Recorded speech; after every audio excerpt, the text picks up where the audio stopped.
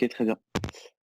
Alors, bonsoir à tous. J'espère que vous nous entendez bien et que vous voyez notre écran. Bienvenue. On est ravis de vous retrouver pour ce premier apéro Power BI organisé par DataPulse et la Power BI Academy. Donc, le premier apéro est dédié à une découverte du logiciel Microsoft Power BI. Donc, cette présentation va être effectuée par Jean-Pierre Girardot, mon associé. Et a priori, on t'entend, donc tu peux y aller. Ok, bonjour à tous et à toutes. Donc, j'ai l'immense plaisir de lancer le premier apéro Power BI. Donc aujourd'hui, une petite heure ensemble, ou peut-être une grosse heure, ça va dépendre, pour découvrir Power BI. Alors peut-être, bien évidemment, il y en a qui l'ont déjà vu, mais il y aura sûrement des angles que vous n'avez peut-être pas imaginé avec Power BI. Donc c'est une présentation, c'est pas une formation, sinon ça nécessiterait plus d'une heure. Allez, je suis parti. Donc juste un petit tour. Donc Tristan et moi-même sommes les fondateurs de la société DataPulse, qui fait donc un organisme spécialisé sur Power BI. Donc on intervient en conseil, audit, formation, et nous hébergeons et avons lancé également la Power BI Academy, qui est une offre de formation online. Alors, pourquoi justement un webinaire sur Power BI? Pourquoi en ce moment on entend parler beaucoup de Power BI? Déjà, on parle en ce moment de business intelligence. Effectivement, au temps XXe siècle, la richesse c'était le pétrole. Au XXIe siècle, la richesse c'est la data. Mais pouvoir traiter correctement la data, il faut pouvoir en sortir de la valeur. Et pour en sortir de la valeur, il faut une raffinerie. Et la raffinerie qui a le vent en poupe en ce moment, c'est Power BI. Alors bien évidemment, étant expert Power BI, vous pourriez dire que je vends un petit peu ma sauce, mais là je vais m'appuyer sur quand même des organismes externes et des faits. Donc déjà ici, c'est le Magic Quadrant de Gartner, donc un organisme qui fait des enquêtes de satisfaction et de pénétration des différents logiciels. Ici donc, c'était en 2015. On voit que Microsoft, flèche rouge, là est à peu près au milieu, dans le bon cadran, mais elle était quand même accompagnée par les grands Oracle, SAP, SAS. On s'aperçoit que Tableau était un petit peu devant, et Qlik ici, donc deux produits que vous connaissez certainement. Et si je me déplace, et là je suis en 2019, donc on voit qu'en 4 ans, Microsoft a fait le break. Je ne dis pas qu'il sort du cas, mais il s'en rapproche.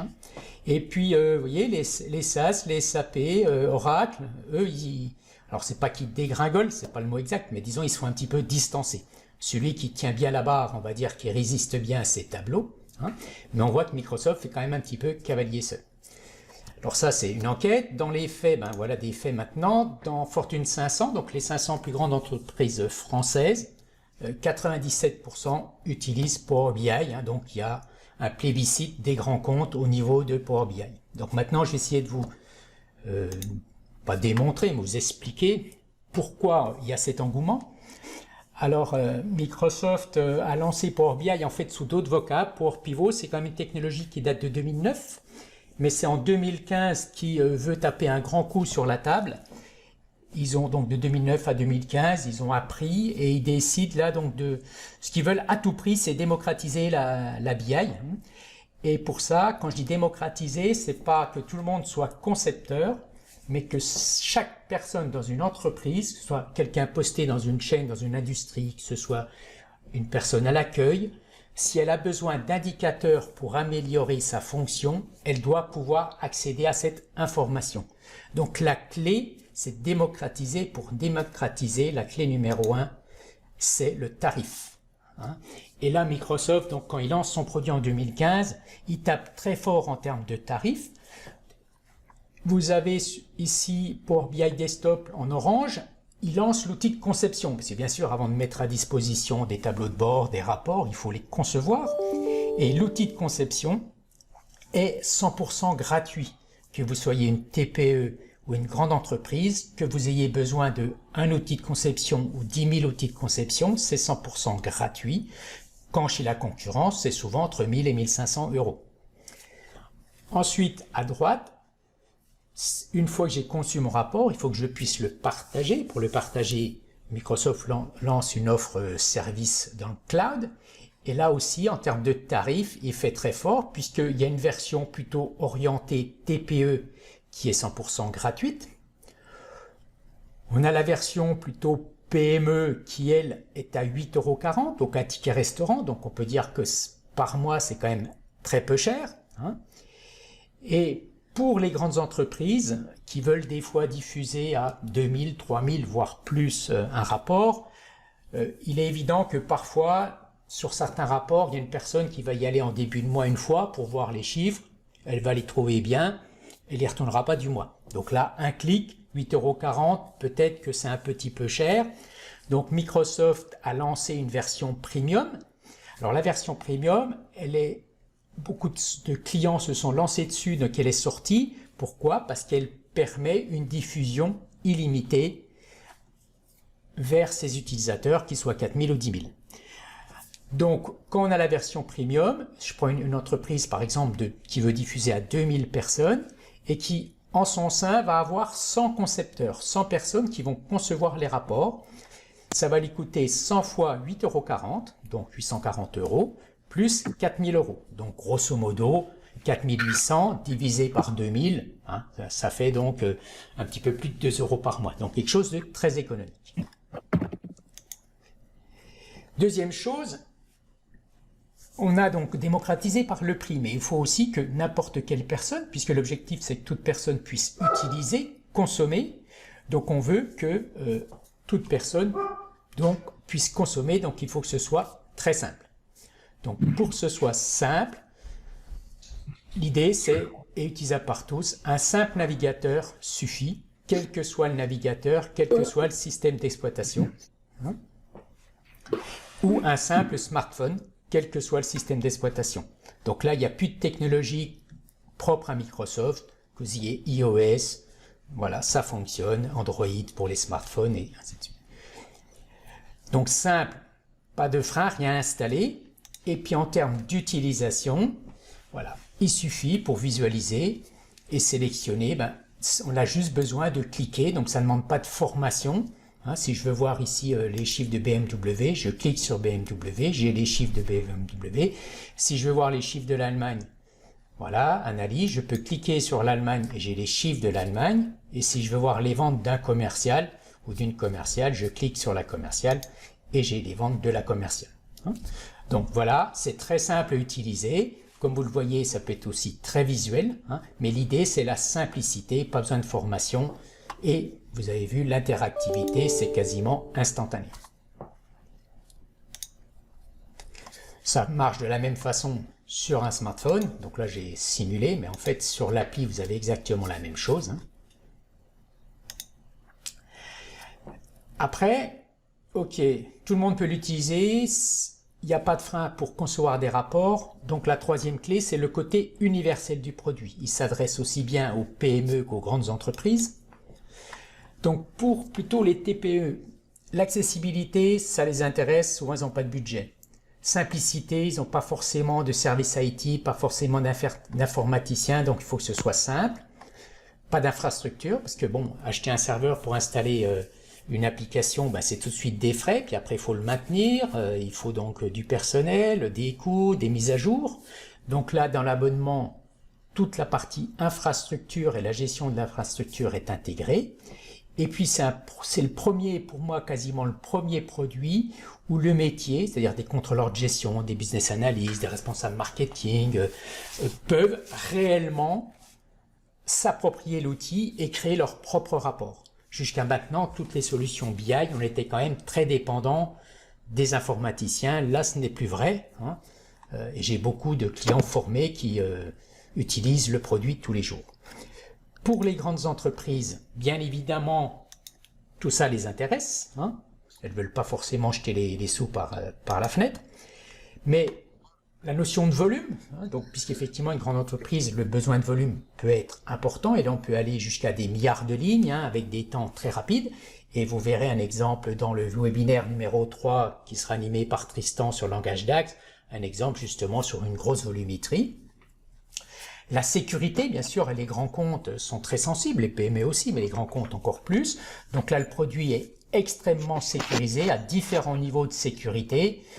Et même s'il est hébergé dans le cloud, tout est fait pour que vous soyez tranquille au niveau de vos données. Et aujourd'hui, moi j'ai plein de clients, des grands comptes dans l'armement, dans la communication, dans la banque, qui vont vers le cloud et qui en sont très contents. La puissance, donc la puissance, elle est principalement en termes de calcul, puisque le produit, il est universel, donc c'est-à-dire il n'est pas spécialement dédié à un secteur d'activité. Il va convenir aussi bien des petites entreprises que des grandes entreprises. Donc les besoins de type de calcul, d'indicateurs, vont varier énormément. Je suis dans une salle des marchés, j'ai pas les mêmes besoins que dans un service RH ou si je suis un cabinet d'expertise conseil. Donc là, on a un langage, le langage DAX, on le verra en webinaire numéro 3, là je vous en ferai un avant-goût, qui permet d'apporter au produit une énorme puissance. Il est ouvert vers d'autres systèmes. Il est visuel. J'ai déjà montré ce premier slide, mais là, voilà, on peut intégrer des images, c'est dynamique. Puisque le but, on parle aujourd'hui de data visualisation, data storytelling. Le but, c'est de faire passer des messages qui soient clairs, abandonner un petit peu les tableaux de chiffres très aimés par les métiers du chiffre, mais pas toujours lisibles. Alors, pour auditer, pour contrôler, c'est bien, mais voilà, donc pareil, interactivité, on voit rapidement, on peut choisir, donc voilà, très visuel. La puissance, alors la puissance, je l'exprime à travers ce petit iceberg. Effectivement, souvent on nous parle de Power BI, beaucoup de personnes voient le côté outil de data visualisation. Ce n'est pas un outil de data visualisation, c'est un outil de modélisation, d'analyse de données, et la data visualisation, c'est la cerise sur le gâteau. La puissance du produit, c'est la partie émergée avec deux gros moteurs associés chacun à un langage de programmation. On a donc Power Query et le langage N qui vont permettre de collecter et de préparer vos données. Et je vous ferai une démonstration un petit peu plus tard. Et le langage DAX, lui, va nous permettre de modéliser, de calculer tous les indicateurs qui vous sont nécessaires. Et une fois qu'on a fait tout ça, bien évidemment, à un moment donné, il faut qu'on puisse restituer. Et là, effectivement, l'outil a une bonne couche de restitution, mais ce qu'il faut bien comprendre, c'est un outil beaucoup plus complet qu'un simple outil de data visualisation. Intégré et ouvert. Donc, le produit est intégré avec Power BI Paginated Reports, c'est pour faire les reports paginés, les anciens listings. Power BI Embedded, c'est si vous voulez intégrer des rapports Power BI dans vos applications métiers, dans un intranet, vous pouvez le faire. La Power Platform, on aura le webinaire numéro 10 dessus, qui intègre en plus de Power BI, Power Apps, qui est un gestionnaire d'applications qui permet de créer des fenêtres de saisie, des applis, et Power Automate, anciennement Flow, qui est un logiciel de workflow qui permet d'automatiser des tâches entre différentes applications. C'est intégré dans Office 365, dans Teams, dans SharePoint. Je vous montrerai un exemple d'intégration dans SharePoint. Pour les data scientists, intégration langage R et Python, machine learning et intelligence artificielle. Et au niveau source de données, bien évidemment, on peut se connecter aux technologies Big Data qui sont à la mode en ce moment, à la plateforme Azure qui est la plateforme informatique de Microsoft, que la plupart connaissez, utilisez déjà. Et en plus, maintenant, donc ça c'est assez récent, il est programmable à travers le langage XMLA, ce qui veut dire que là, ça va ouvrir plein de possibilités aussi complémentaires au produit. Donc ça intéresse beaucoup d'entreprises puisque le produit, c'est pas un produit isolé, voilà, il peut s'interconnecter avec beaucoup d'environnements. Ok, voilà pour la partie présentation globale du produit. On pourrait en dire plus, mais là, comme on a une petite heure et qu'on veut quand même dégager une partie démo. Donc, ici, sur les 5 roues crantées que vous voyez là, en fait, c'est un petit peu la logique de gauche à droite de conception d'un rapport, d'une utilisation Power BI. La première roue, c'est la partie je récupère les données, je les transforme. Donc, on va faire un exemple. Après, je modélise, je crée le modèle, je crée mes calculs, mon total chiffre d'affaires, mes variations par rapport aux années précédentes. Après, je passe sur la partie restitution, je crée mes rapports. Hein. Une fois que j'ai mon rapport qui est fait, là, on va dire qu'on va le publier, ce qui va permettre le partage en mode web ou mobile. Hein. Et puis après, la 5e roue, là, c'est les personnes qui vont venir consommer, comme je vous l'ai montré tout à l'heure, consommer un rapport, mais on verra que dans la partie consommation, il y a aussi plusieurs façons de consommer, et je vais vous montrer ça en démonstration. Voilà donc pour cette partie. Ok, on reviendra plus tard. Donc je bascule sur donc Power BI Desktop. Hein, donc Power BI Desktop, c'est l'outil de conception. Hein, donc c'est un outil complètement autonome. Hein, et donc là, je vais vous montrer un exemple de collecte de données, c'est-à-dire que je vais aller récupérer sur un site web, hein, donc j'ai mis une petite photo ici, c'est un site web qui stocke tous les aliments, du moins tous, beaucoup, avec à chaque fois les répartitions calories, protéines, ainsi de suite. Donc en ce moment confiné, il faut manger équilibré, donc voilà, ça pourra vous donner des idées. J'ai le lien qui est ici, donc je vais le copier. CTRL C. Et ici, si vous voyez ici dans le petit bandeau A, B, C, D, E, F jusqu'à Z, en fait, il y a une page qui correspond aux lettres des produits. Donc notre objectif, c'est de récupérer déjà la première page avec les lettres A, la décoder pour en faire une table, et ensuite, ce que j'aimerais, moi, c'est pouvoir faire ça de façon automatisée, mais sur toutes les pages, donc de A à Z. Hein, donc pour ça, on va utiliser donc Power Query, le langage de récupération de données, de préparation des données. Donc, je vais dans transformer les données. Là,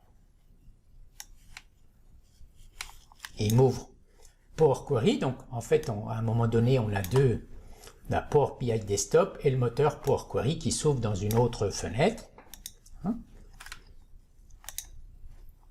Et je vais aller dans Nouvelle source, Web. Je colle mon URL.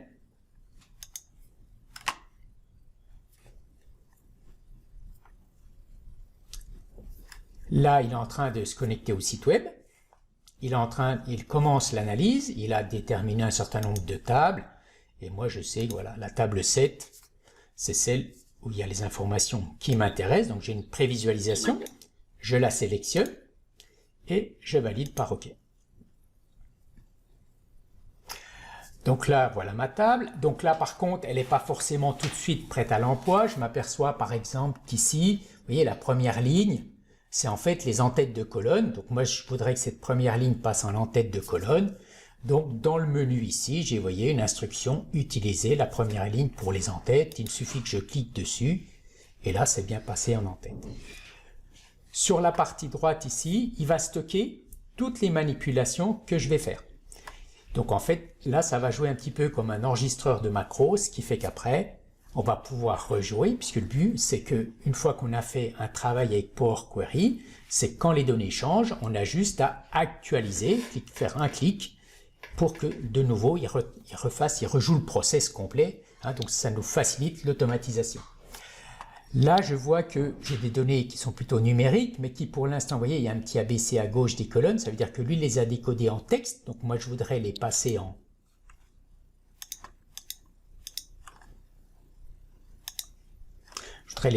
numérique. Hein.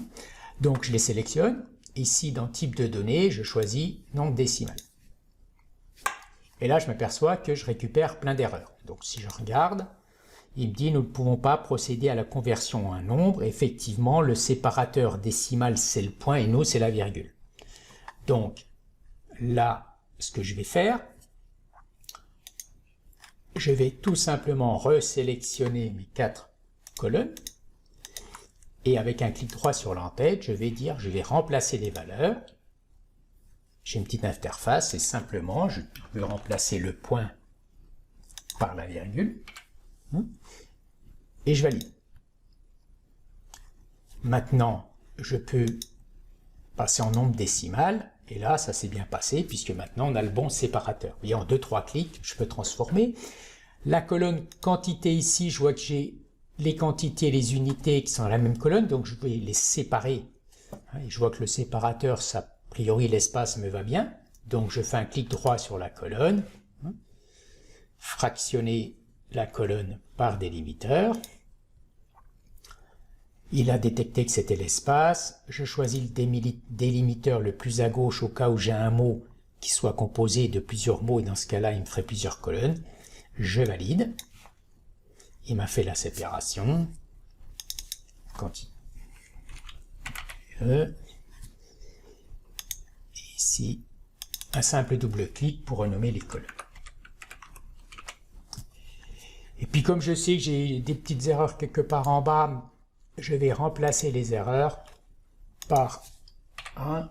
Donc ça, c'est parce que j'ai déjà fait le travail, hein, mais c'est pour vous montrer que si vous avez des erreurs, il y a certaines erreurs qu'on peut gérer, mais c'est dans le webinaire, je vous en parlerai un petit peu plus, dans le webinaire numéro 2 qui est dédié à Power Query. Donc supposons que maintenant, dans ce cas-là, voilà, on va dire que je suis pas mal. J'ai fait ça, donc je vais, ma table, je vais l'appeler ma table. Okay. Maintenant, ce que je voudrais, c'est, là, je l'ai appliqué que pour les A. Je ne vais pas m'amuser à dupliquer X fois pour faire le B, le C, le Z. Donc, je vais mettre en place un mécanisme d'automatisation qui va balayer toutes les lettres de l'alphabet et qui va automatiquement se connecter sur la page correspondante et décoder la page correspondante. Donc pour ça, je vais devoir créer une fonction de décodage basée sur ma table que je viens de faire là. Donc je la duplique, je la renomme récupcal par exemple, et je vais dans l'éditeur avancé. Donc là, je vais rentrer un petit peu dans le code, c'est pour vous montrer à travers cet aperçu que, voilà, donc en fait, toutes les instructions que vous avez là, c'est ni plus ni moins la liste de ce qu'il y a là, hein, qui sont regroupées. Et pour créer une fonction, donc là, l'objectif n'est pas que vous compreniez 100% ce que je tape, mais c'est plus de voir que, en fait, en quelques minutes, quand on connaît, ça se fait. Donc là, je vais dire récup égale, j'ouvre les parenthèses, je passe mon paramètre, ça sera la lettre, dans mon cas, pour cette fonction. Et un petit symbole égal supérieur, c'est pour dire que là, c'est une fonction. Je vais tout à la fin. In escape récup. J'ai presque fini, vous voyez, donc deux lignes avant, 2 lignes après. Il me reste une dernière chose. Vous voyez ici, dans cette instruction, j'ai l'URL. Mais si j'appelle avec la lettre B, mais que je laisse cette URL-là, il appellera la page avec la lettre A. Donc je vois que c'est une chaîne de caractères, donc je vais mettre avant le A, un petit guillemet, le symbole de concaténation comme dans Excel, lettre, je passe mon paramètre, et j'enlève le A. Donc là, en fait, je reconstitue mon URL. Hein. Là, je vois qu'il y a peut-être pas besoin. Voilà. Je valide. Il a vu que c'était une fonction. Je vais me vérifier. Je vais mettre, mettons, la lettre C. Et je fais appeler.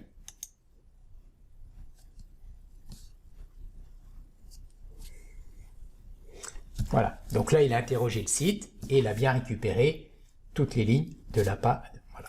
Maintenant, ce que je veux, c'est faire l'automatiser complètement. Donc, je vais créer une nouvelle source. Il me faut les lettres de A à Z pour boucler dessus. Donc, je fais une requête vide. Et égale, j'ouvre la collade. Le petit A, point, et le petit Z, et je ferme la collade. Ça va me faire, vous allez le voir, une liste de A à Z. Donc là, pour l'exercice, comme on est un petit peu serré par le temps, je vais me contenter de A à C, parce que il doit appeler chacune des pages. Ça prend quelques minutes, mais là, comme on est quand même aux minutes près, donc je vais remplacer par C. Je valide, voilà. L'exemple est exactement le même. Et ce qu'il faut, c'est que pour chaque lettre, j'appelle ma fonction, et que le résultat qui sera une table soit stocké. Par contre, dans une liste, je ne peux pas ajouter de colonnes, je ne peux pas stocker, c'est une liste, donc il faut que je transforme cette liste en table pour pouvoir ajouter de l'information, des colonnes d'information. Donc là, c'est prévu vers la table, vous voyez, bouton en haut à gauche, Donc, vers la table, je valide. Ce coup-ci, c'est bien une colonne. Je peux donc ajouter ici dans le menu, ajouter une colonne, colonne personnalisée. Et là, je vais appeler ma fonction égale récup égale. J'ouvre la parenthèse, hein, c'est une fonction comme dans Excel. Colonne 1, c'est là qu'il y a, donc dans colonne 1, hein, qu'il y a bien mes lettres. Je valide. Là, vous voyez une ligne chargée en bas, 2 lignes chargées, il est en train d'interroger. Voilà, 3 lignes chargées. Vous voyez, si je clique sur table, les A. Si je clique ici, en bas, je vais avoir les B. Voilà, et ainsi de suite. Donc maintenant, ce que je veux, c'est pas 3 tables comme ça. Ce que je veux, c'est une seule table avec tout. Donc pour ça, il suffit simplement de cliquer sur la petite double flèche ici. On décoche là. Je valide. Et là, j'ai récupéré mes A, et il y en a quand même pas mal, hein, et mes B qui sont après. Voilà. Donc voilà, c'est terminé. Là, toutes les semaines, tous les jours, je peux, un simple clic, ça peut même être automatisé, et je récupère l'intégralité des pages. Donc s'il y a eu des produits d'ajouter, de retirer, c'est automatiquement mis à jour sans aucun effort. Donc voilà l'intérêt de Power Query. Et là, je vous ai montré une toute petite transformation. Dans le webinaire numéro 2 dédié à Power Query, vous verrez des choses beaucoup plus sexy, beaucoup plus intéressantes en termes de transformation, très fréquentes dans ce que vous rencontrez au quotidien. Et voilà, pour aujourd'hui, c'était un avant-goût de Power Query. Donc maintenant, je vais passer à la roue crantée 2, la partie modélisation. Donc pour ça, je vais aller dans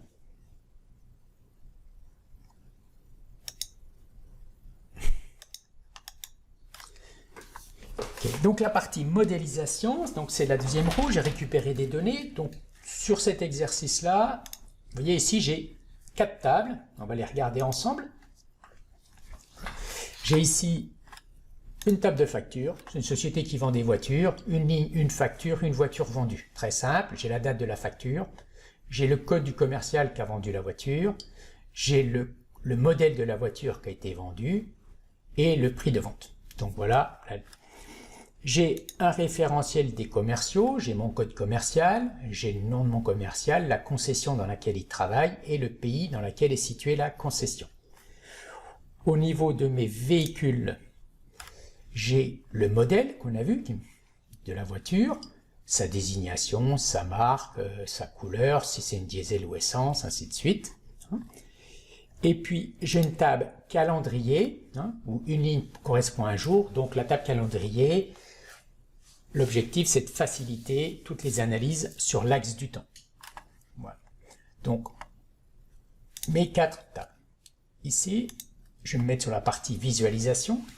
Et je vais créer ce qu'on appelle une mesure. Donc une mesure, c'est un indicateur. Et le premier indicateur que je vais créer, moi, c'est le total du chiffre d'affaires. Donc je vais dans modélisation, nouvelle mesure. Là, j'ai une petite barre qui va s'ouvrir. Je vais l'appeler total CA égale somme. Donc je fais la somme de quoi? De la colonne montant qui est dans ma table des factures. Donc, vous voyez, liste facture montant, et je ferme la parenthèse. Donc, c'est une syntaxe un petit peu comme dans Excel, hein, très concise, par contre très puissant. Et je valide.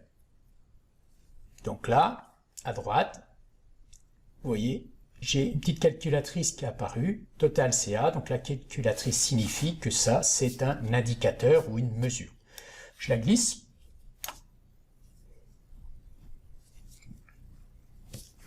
Je vais me mettre en mode tableau en cliquant ici sur les différents types de visualisation. Donc 88 millions, c'est un petit peu. Donc je resélectionne ma mesure, puis je vais me mettre en euros.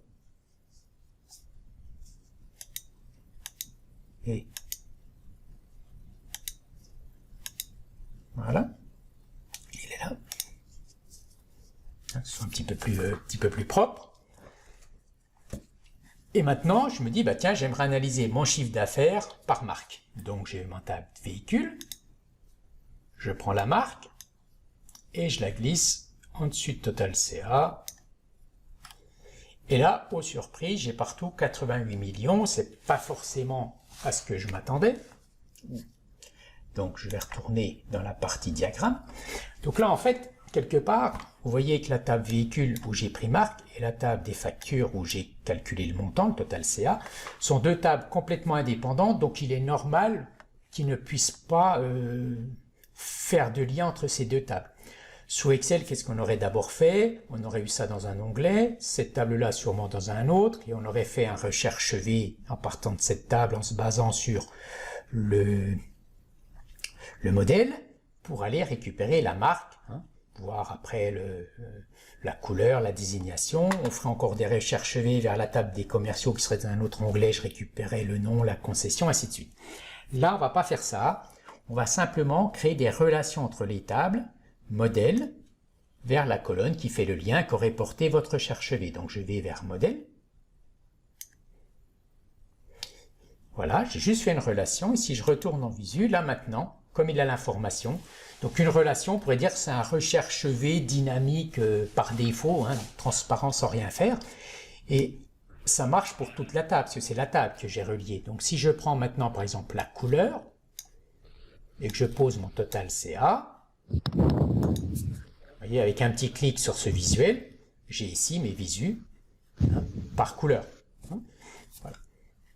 Alors, pendant que j'y suis, je vais relier maintenant mon code commercial vers mes commerciaux, ma date de facture vers ma date. Voilà, je vais là. Donc, ce qui fait qu'ici, par exemple, ce tableau-là, je peux très bien en faire une matrice. Donc, la matrice en Power BI, c'est le tableau croisé dynamique sous Excel. C'est les petites icônes qui est là. Ici, vous voyez, j'ai ligne, colonne. Et dans colonne, je vais mettre, par exemple, le pays qui vient de la table des commerciaux. Et grâce aux relations, on est capable, Power BI est capable de segmenter les données. Alors, je vais reprendre la marque, poser là en dessous, je vais reprendre mon CA. Maintenant, ce que je voudrais faire dans ce tableau, j'aimerais bien avoir le chiffre d'affaires de l'année précédente et le chiffre et l'évolution du chiffre d'affaires d'une année sur l'autre. Donc, je vais aussi, qui dit notion d'année ou de date, je vais aller chercher mon année dans ma table calendrier. Je vais en faire un filtre. En cliquant sur la petite icône de filtre, je vais sélectionner l'année 2016. Donc là, en faisant ça, les données ont changé puisque maintenant j'ai les données de 2016. Si je prends 2015, j'ai 22 millions. 2016, j'ai un petit peu plus, c'est aussi bien. Alors, pour calculer le chiffre d'affaires de l'année précédente, on va créer de nouveau un indicateur, une mesure. Je vais l'appeler total CA N-1 est égal à calculer. Donc ça, c'est l'instruction DAX qui, pour l'instant, vous la voyez comme calcule-moi quoi le total CA et tu me le calcules pour la même période que l'année précédente. Et là, j'ai une fonction temporelle qui est pré-calculée, pré-câblée. Et cette fonction temporelle, pour fonctionner, elle veut la colonne date de la table calendrier. Donc je l'appelle dim date de date. C'est juste pour savoir où se situe la table calendrier. Je ferme mes deux parenthèses. Donc, vous voyez, c'est une instruction très concise.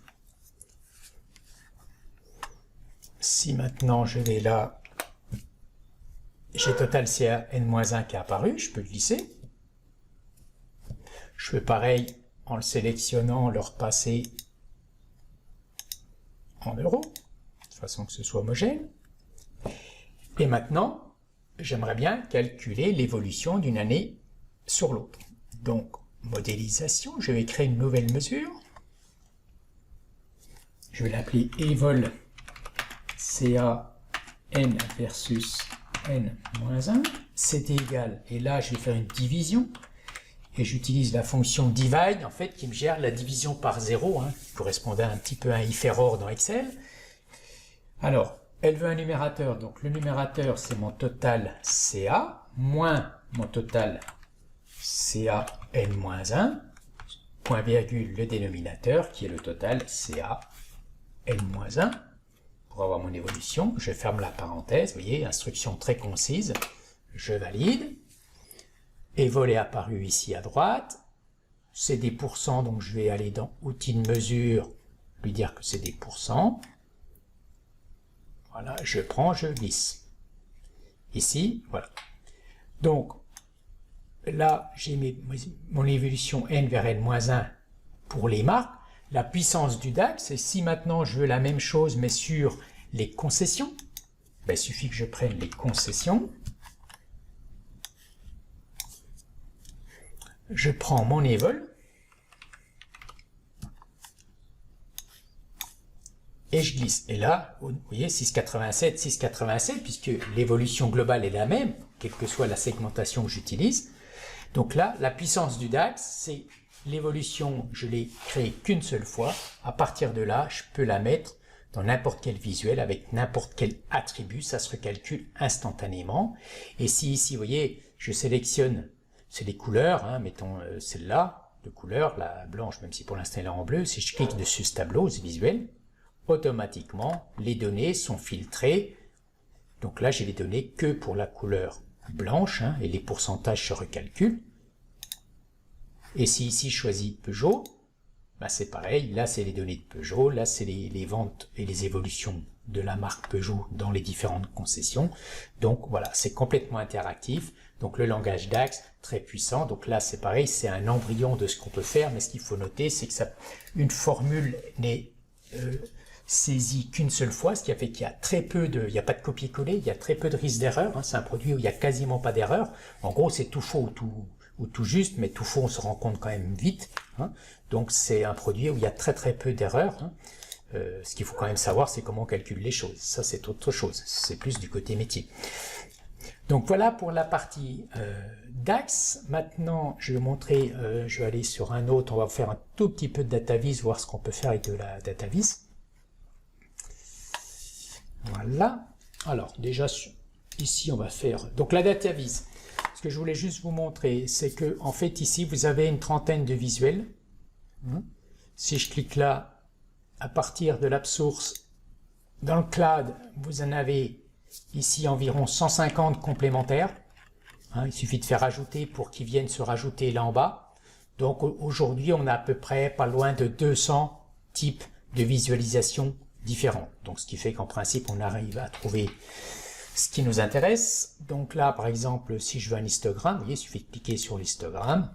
Voilà, et après, je mets, mettons, le CA, je glisse dedans. Je veux un histogramme par concession. Voilà, je choisis les concessions, je prends, je glisse. J'ai mon histo par concession. Je voudrais, par exemple, une analyse des ventes des commerciaux. Et je voudrais choisir le Word Cloud. Le Word Cloud, c'est le petit visuel à la mode nuage de mots. Donc, je vais mettre les noms des commerciaux. Le total CA.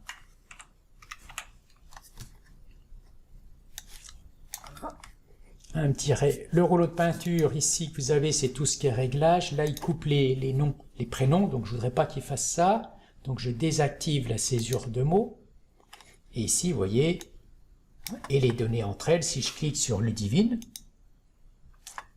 voilà, je vois que Ludivine, c'est le chiffre d'affaires qu'elle a fait. On voit qu'elle travaille dans la concession de Mulhouse. Donc c'est complètement interactif. Voilà, si je clique sur Paris, par exemple, Lyon.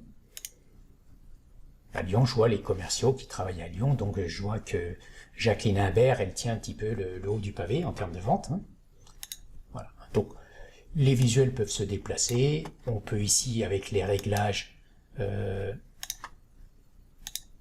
par exemple sur les couleurs des données, je peux soit changer voilà, une couleur spécifique, soit aussi en afficher tout, associer des couleurs, dire Strasbourg, j'aimerais qu'il soit en rouge.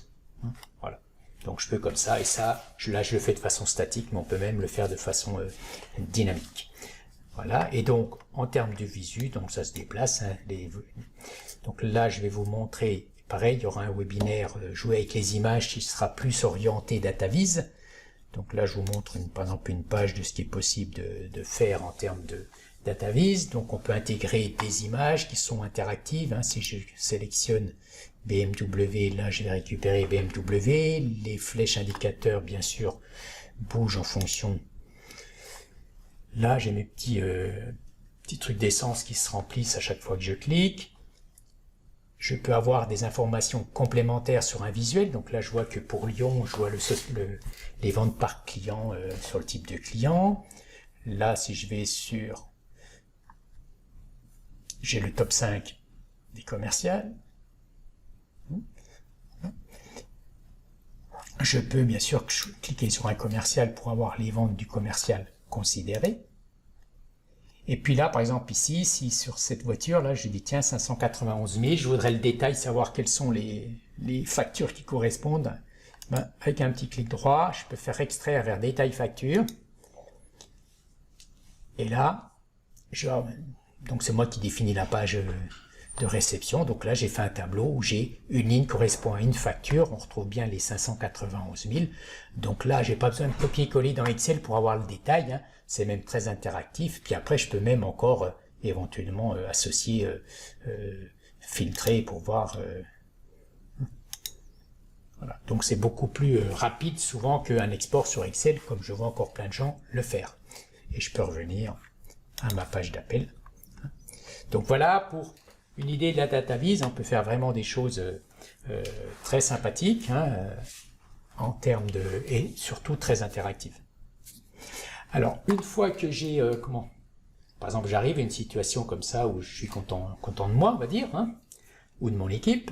Bon, à un moment donné, maintenant, on veut le mettre à disposition aux utilisateurs concernés. Donc là, on dit qu'on va publier. Donc, pour publier, envoyer ça vers le cloud pour que ce soit facilement accessible par les personnes.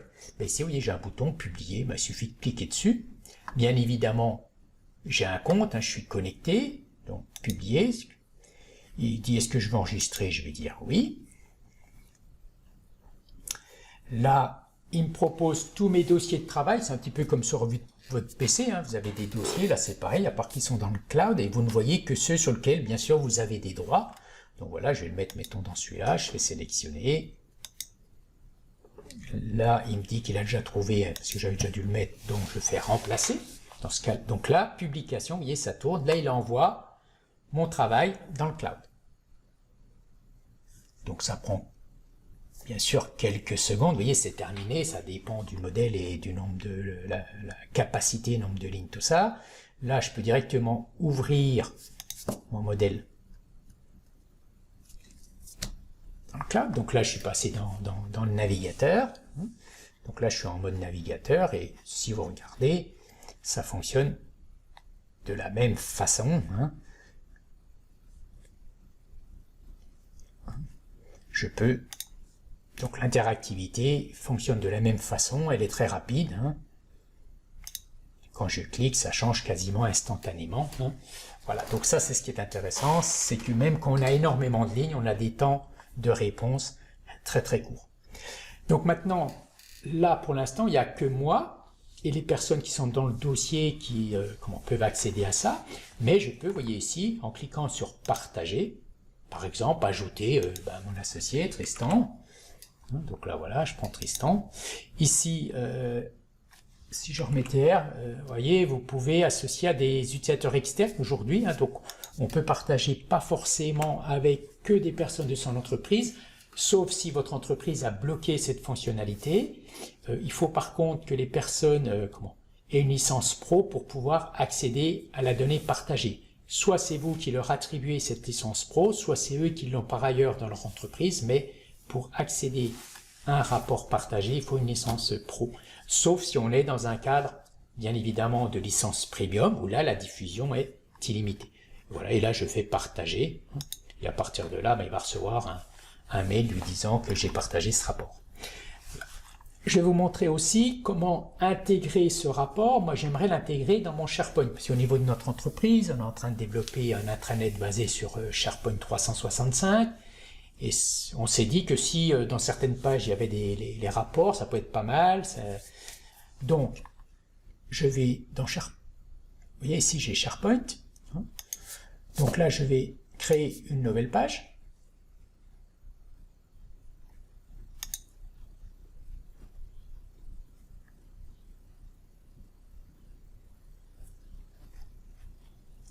Et ici, je peux ajouter des composants. Je retourne dans mon... Et là, les 3 petits points, j'ai ici incorporé et incorporé dans SharePoint Online. Donc je sélectionne cette option, je copie ce lien, je retourne ici, et là si je descends un petit peu plus bas, j'ai normalement Power BI, ajouter un rapport, je colle ici le lien, là je choisis la page sur laquelle je veux qu'il arrive en premier, et ici je peux publier ma page. Ah oui, il faut que je donne un nom. Hop, Péro, publier. Et voilà, j'ai ma page ici, et si je descends, un petit refresh pour qu'elle soit belle. Mon rapport est là, il est interactif. Hein. Je me déplace dedans. Voilà, donc en quelques clics, je peux intégrer un rapport dans une page. Alors, même si on peut faire des choses, il y a toujours des personnes qui me disent « Ah oui, mais est-ce qu'on peut copier dans Excel ?» Bon, je dis oui, mais je vais vous montrer comment on peut faire mieux que copier, c'est-à-dire quand même utiliser Excel, parce que Excel, mine de rien, est un super bon produit, et couplé à Power BI, où on peut faire des énormes choses, et on aura justement, il y a un webinaire qui est dédié au couple Excel et Power Pivot, Power Query, hein, parce qu'on peut faire là aussi des choses très intéressantes. Donc là, si je retourne là, dans rapport, donc il y a mon apéro, là je viens de publier. Ici, vous voyez, j'ai une petite icône Excel. Je peux cliquer dessus. Et là, vous avez un petit ODC qui s'ouvre, un petit lien. Je reclique dessus. Et là, il va m'ouvrir Excel. Alors, il me l'ouvre sur mon autre écran, donc je vais juste vous le ramener. Donc, en fait, ce qu'il a ouvert, c'est un tableau croisé dynamique, mais par contre, qui s'appuie sur mon modèle de données. Là, on retrouve toutes mes tables. Et là, si je veux faire une analyse, je prends concession, le total CA, hop, la marque,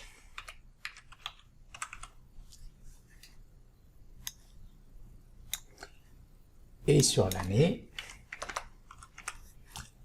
un petit segment.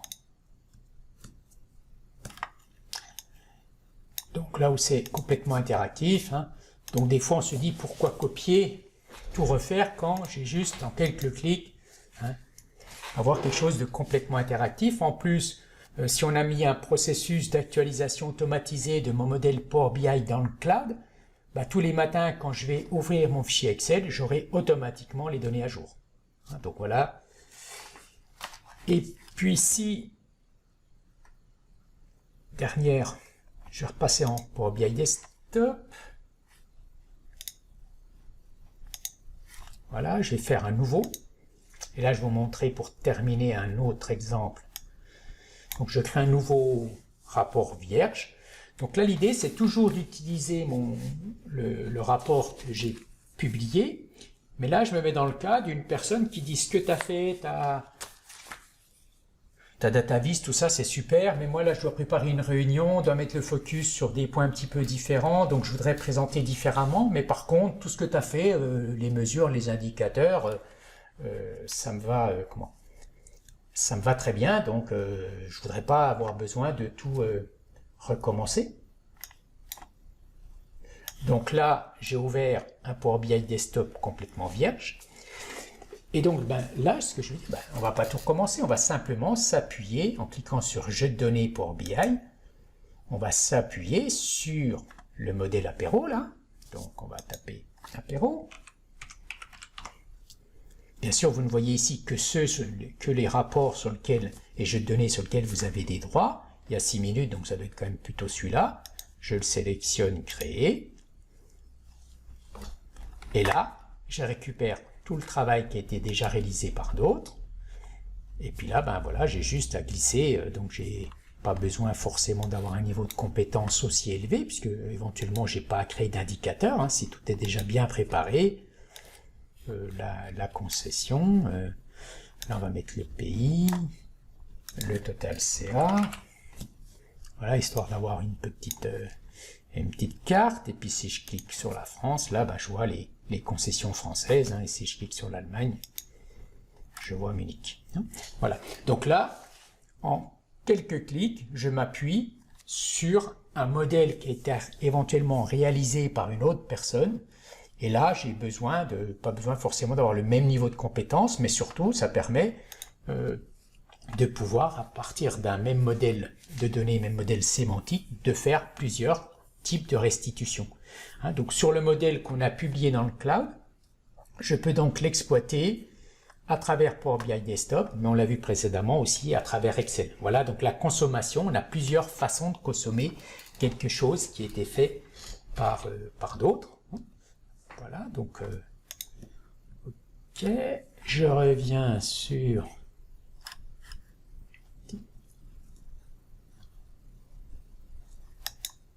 hop. Donc la présentation, vous en êtes certainement douté, c'était une présentation que je vous ai faite tout à l'heure, c'est une présentation en fait Power BI. Donc là en fait, Satya Nadella, le président de Microsoft, a dit récemment je veux que demain Power BI soit le PowerPoint de la donnée. Effectivement, en faisant les présentations, ça permet d'associer des parties interactives. Alors que et puis surtout, c'est que si au dernier moment les données changent, j'ai juste à faire actualiser et toutes les données sont automatiquement mises à jour et j'ai rien à faire. Voilà, donc j'ai fini pour la partie démonstration, je suis à peu près dans les temps, c'était peut-être un peu rapide parce que bon, on avait un sujet et puis qu'on voulait pas trop déborder pour vous laisser quand même place avec Tristan à des questions-réponses. Juste 2 slides pour terminer ma partie à moi. Donc comme on l'a dit au début, DataPulse donc est centre de formation Datadocker agréé. En temps normal, on fait des formations bien sûr en présentiel, principalement en intra. On a prévu à partir de septembre de lancer des formations inter-entreprises, mais actualité oblige.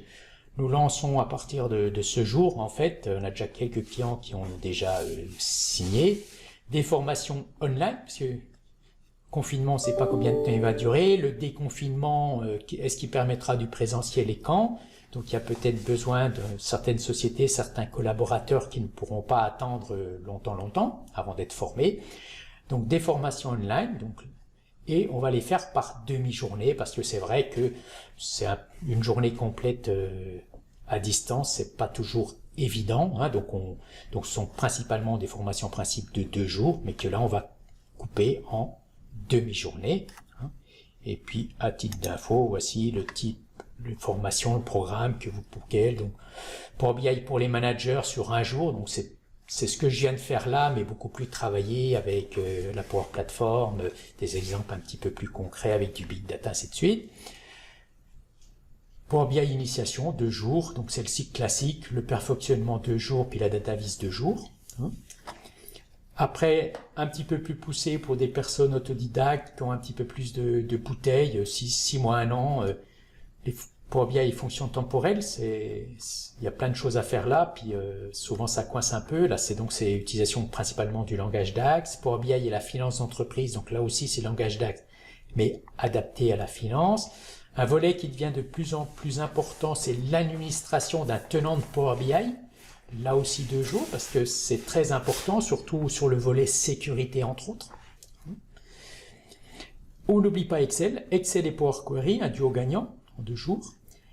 Et Power Pivot, donc Power Pivot, c'est le modèle de données, c'est le langage DAX, ça existe dans Excel depuis la version Excel 2010, donc le couple, les Américains, quand ils disent Power Pivot Excel, ils parlent de moderne Excel, donc ça veut bien dire ce que ça veut dire, ou la révolution Excel, en fait, ça décuple la puissance d'Excel, donc au lieu d'utiliser Excel à l'ancienne, voilà, ça c'est une formation qui peut être très intéressante pour ceux qui qui adorent Excel, hein, puisque le produit est super sympathique.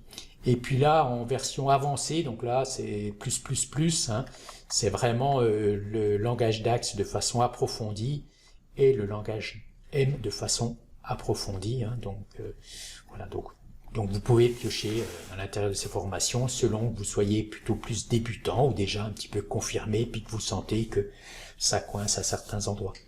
Donc voilà pour ma partie à moi. Je vais peut-être repasser la parole où Tristan va reprendre la main. Peut-être, Jean-Pierre, merci beaucoup pour cette présentation. Il y a eu beaucoup de questions sur l'espace de chat qui est disponible sur la droite. Ouais. J'ai répondu à la plupart des questions. Peut-être qu'il y a pas mal de gens qui ont posé des questions sur éventuellement les prochains webinaires. Est-ce que tu peux... Je t'entends plus, Tristan. Allô? Oui, est-ce que tu peux montrer la page avec les prochains apéros en fait? Ouais. Alors, je suis où là?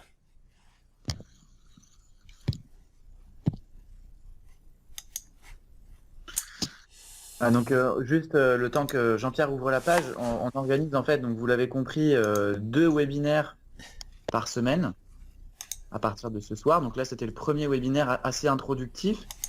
Donc il y a 9 prochains webinaires qui vont couvrir un petit peu les différents spectres de Power BI. Donc le prochain, ça sera également animé par Jean-Pierre. Le sujet, laissez-moi juste checker 2 secondes, ça sera Power Query. Donc la première partie de la démo qu'a faite Jean-Pierre avec le moteur qui permet de retraiter les données et de effectuer éventuellement certaines transformations avec le langage M. Donc ça sera mardi prochain, le 7 avril. Et le prochain, le 9 avril, ça sera sur le DAX, le langage que vous avez vu un peu plus tard dans la démonstration. Et c'est moi qui m'en occuperai. Donc on vous renverra de toute façon un lien pour que vous puissiez facilement vous inscrire à toutes ces prochaines démos. Juste Jean-Pierre, là on voit ton Power BI Desktop. Voilà, je reviens. Alors il y a Nick qui pose la question, est-ce qu'il faut s'inscrire pour chaque webinaire? C'est mieux, de toute façon, parce que le lien en fait Teams sera différent à chaque fois, ce sera une nouvelle réunion. Ouais. Donc idéalement, il faut vous inscrire à chaque fois pour tous les prochains webinaires.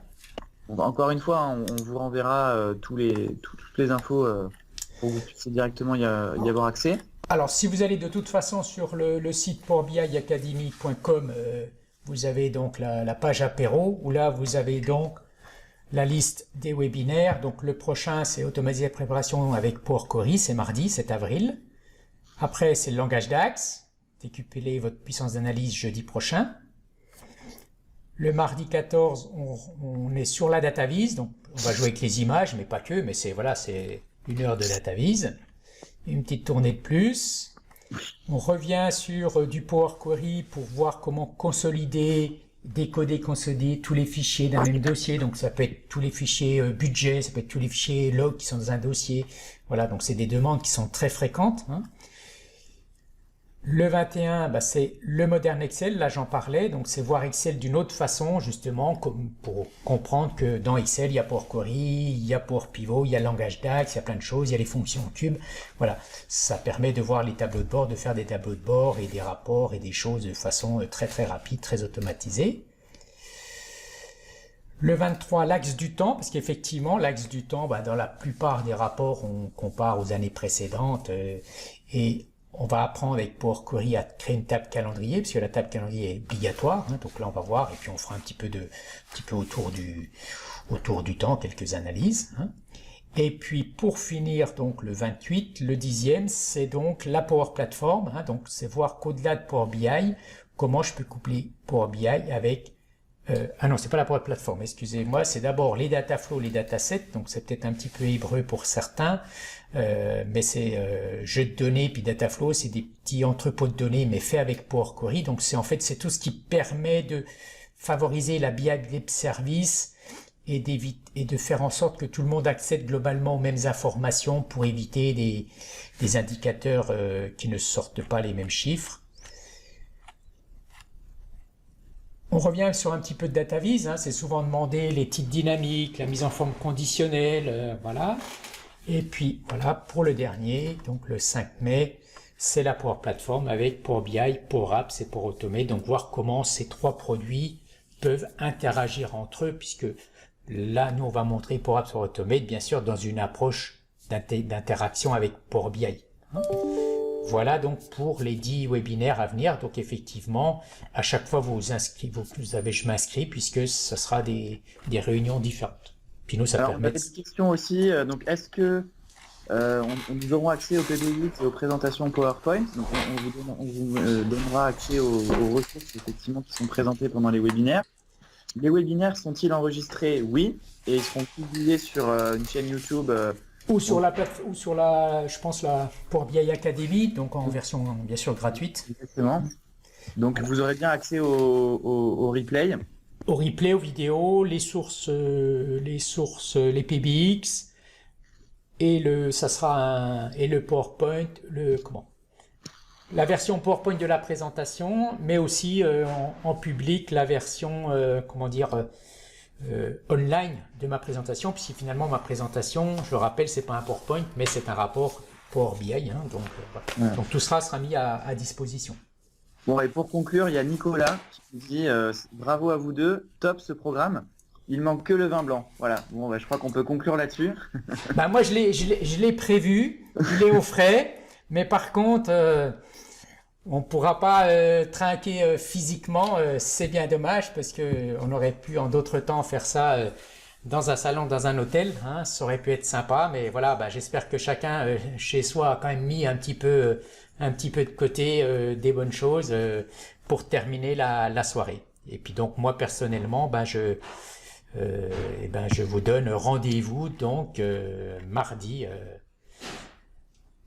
prochain pour un webinaire sur PowerQuery. À mardi. Merci à tous. Merci à tous, à toutes et bonne soirée. Merci, au revoir. Merci, au revoir.